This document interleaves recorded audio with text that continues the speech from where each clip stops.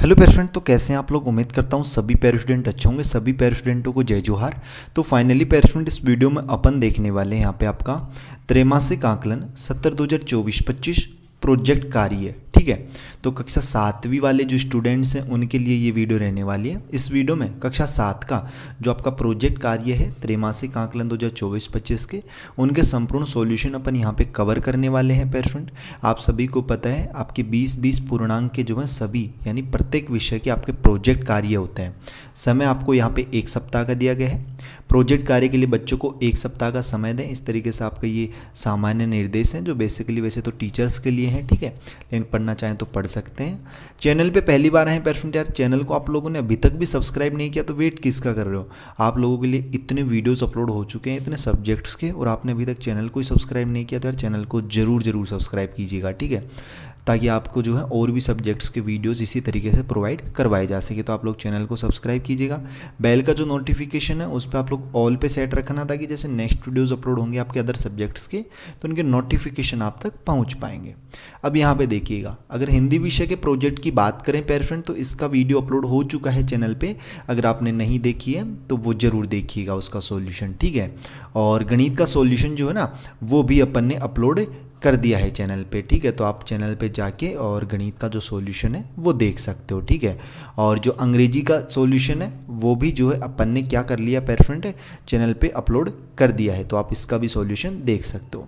अब इस वीडियो में जो है पेरेंट अपन देखेंगे सबसे पहले विज्ञान का सॉल्यूशन। ठीक है ना, काफ़ी ज़्यादा कमेंट आ रहे थे स्टूडेंट्स के कि भैया पहले विज्ञान का करवा दीजिए, फिर सामाजिक विज्ञान, फिर संस्कृत का करवाएंगे। ठीक है, तो देखो विज्ञान में अपने 2 प्रश्न हैं, 10-10 अंक के हैं दोनों ही प्रश्न। ठीक है, इस तरीके से टोटल 20 प्रश्न का है ये प्रोजेक्ट। देखो पहला प्रश्न क्या है पेरेंट, कि 5 धातुओं का संकलन कर उनके गुणों या उपयोग के बारे में लिखिए। मतलब 5 धातुओं का संकलन कीजिए, 5 धातुएं चुन लिए और उनके पहले गुण बताइए और फिर उसका उपयोग लिखिए। तो देखिएगा पेरेंट, बहुत ही सिंपल क्वेश्चन है, सिंपल प्रश्न है, बहुत ही अच्छे तरीके से आंसर करेंगे यहाँ पे। प्रश्न क्रमांक अपना पहला है ये। ठीक है, उसका उत्तर अपन लिख रहे हैं यहाँ पे। तो देखो कि धातुएं हमारे दैनिक जीवन का महत्वपूर्ण हिस्सा होती हैं। वे विभिन्न प्रकार के गुणों और उपयोगों के लिए जानी जाती हैं। नीचे 5 प्रमुख धातुओं और उनके गुणों का उपयोग के बारे में जानकारी दी गई है। पहली धातु कौन सी है? तांबा, कॉपर, जिसे अपन क्या कहते हैं? कॉपर। तो देखो इसका गुण भी लिखो, यानी धातु लिखो 5 तो, और उनके गुण और उपयोग। तो पहली धातु अपन ने लिखी तांबा। अब इसका गुण लिखो कि यह एक उत्कृष्ट विद्युत और ताप चालक है, और इसका उपयोग लिखो कि तांबे का उपयोग विद्युत तारों, बर्तन और इलेक्ट्रॉनिक्स उपकरणों में किया जाता है। तो इस तरीके से आप इस प्रश्न का उत्तर लिख लीजिए। दूसरी देखिए पेरेंट, दूसरी धातु है आपकी लोहा, आयरन, जिसे अपन क्या कहते हैं? आयरन। इसका गुण क्या लिखोगे? तो इसका गुण हो जाएगा कि यह मजबूत और टिकाऊ होता है, लेकिन नमी में जंग लगने की संभावना होती है। यानी कि नमी, जब बरसात का टाइम होता है तो आपने देखा होगा लोहे की जो चीज़ें होती हैं उन पर जंग लग जाती है। दूसरा आप इसका उपयोग भी लिखिए कि इसका उपयोग भवन निर्माण, मशीनों, वाहनों और बर्तनों में होता है। ठीक है, वह भवन निर्माण, जब मकान बनते तो आपने देखे होंगे वो बड़े बड़े सिरिये वो लोहे के ही होते हैं। ठीक है, मशीनों में भी इसका उपयोग होता है, वाहनों में भी होता है और बर्तनों में भी होता है, लोहे के बर्तन बनते हैं। तीसरा लिखिए, तीसरी धातु है अपनी कौन सी पेरेंट? सोना, जिसे गोल्ड अपन बोलते हैं। तो सबसे पहले इसका गुण लिखिए कि यह धातु चमकीली, मुलायम और जंगरोधी होती है। क्या होती है पेरेंट? जंगरोधी। और फिर इसका उपयोग लिख लीजिए कि इसका उपयोग आभूषण बनाने, निवेश और इलेक्ट्रॉनिक सर्किट में किया जाता है। किस में किया जाता है? आभूषण बनाने में, निवेश में और इलेक्ट्रॉनिक सर्किट में। 4th नंबर पे आप लिखिए एल्यूमिनियम। 4th नंबर पे क्या लिखोगे पेरेंट? एल्यूमिनियम। ठीक है, तो सबसे पहले इसका गुण लिख लीजिए कि यह हल्की, मजबूत और जंगरोधी धातु होती है, और इसका उपयोग विमान, रसोई के बर्तन, पैकेजिंग और निर्माण में होता है। ठीक है, अब लास्ट एंड फाइनल धातु है आपकी 5वीं धातु। 5 धातुओं के बारे में ही बताना था अपने को, तो 5वीं धातु अपन ने लिखी चांदी, जिसे सिल्वर कहते हैं इंग्लिश में। ठीक है, इसका गुण लिखो कि यह एक उत्कृष्ट विद्युत और ताप चालक है, और इसका रंग चमकीला सफ़ेद होता है। और इसका उपयोग लिखो कि इसका उपयोग आभूषण, सिक्के, विद्युत उपकरण और दवाइयों में किया जाता है और किस में किया जाता है पैर फ्रेंड, दवाइयों में।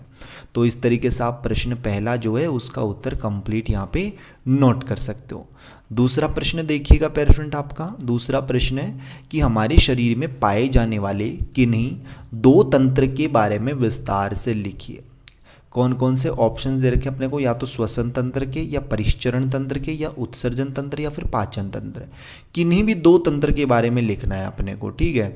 तो लिखते हैं पैर फ्रेंड अपन, देखिए यहाँ पे प्रश्न 2 का उत्तर, किसका, दूसरे प्रश्न का उत्तर। तो देखो सबसे पहले लिखो कि हमारे शरीर में कई महत्वपूर्ण अंग होते हैं जो विभिन्न तंत्रों के माध्यम से कार्य करते हैं। इनमें से 2 अंगों का वर्णन नीचे दिया गया है, मतलब 2 अंगों का वर्णन अपन यहाँ पे कर रहे हैं। सबसे पहले अपन लिखेंगे फेफड़े यानी श्वसन तंत्र के बारे में। सबसे पहले इसकी स्थिति लिखिए कि कहाँ होता है। तो लिखो कि फेफड़े हमारे शरीर में छाती के दोनों ओर स्थित होते हैं। कहाँ होते हैं पैर फ्रेंड, छाती के दोनों ओर स्थित होते हैं। अब फेफड़े का कार्य क्या है, तो कार्य भी आप लोग नोट कीजिए कि फेफड़े श्वसन तंत्र का मुख्य अंग होते हैं और वे ऑक्सीजन को शरीर में पहुंचाने और कार्बन डाइऑक्साइड को बाहर निकालने का कार्य करते हैं। जब हम सांस लेते हैं तो वो ऑक्सीजन फेफड़ों के माध्यम से रक्त में प्रवेश करती है और कार्बन डाइऑक्साइड फेफड़ों से बाहर निकलती है। फिर इसका महत्व लिख लीजिए, इसका क्या महत्व है, ठीक है, कि शरीर की सभी कोशिकाओं को ऊर्जा के लिए ऑक्सीजन की आवश्यकता होती है जिसे फेफड़े प्रदान करते हैं। उसे कौन प्रदान करते हैं पैर फ्रेंड, फेफड़े। तो इस तरीके से आप श्वसन तंत्र के बारे में यहाँ पे वर्णन कर सकते हैं। दूसरा तंत्र लिखिए हृदय, ठीक है। दूसरा क्या लिखोगे, अंग हृदय, जिसे अपन परिसंचरण तंत्र कहते हैं, परिसंचरण तंत्र। सबसे पहले इसकी स्थिति लिखेंगे। स्थिति में क्या लिखोगे कि हृदय छाती के मध्य में थोड़ा बाईं ओर स्थित होता है। हृदय जो होता है वो छाती में थोड़ा बाईं ओर स्थित होता है, छाती के मध्य में, ठीक है। कार्य लिख लीजिए अब हृदय के। हृदय का क्या कार्य है कि हृदय शरीर में रक्त परिसंचरण का मुख्य अंग है। यह रक्त को शरीर के सभी हिस्सों में पंप करता है जिसमें ऑक्सीजन और पोषक तत्व होते हैं।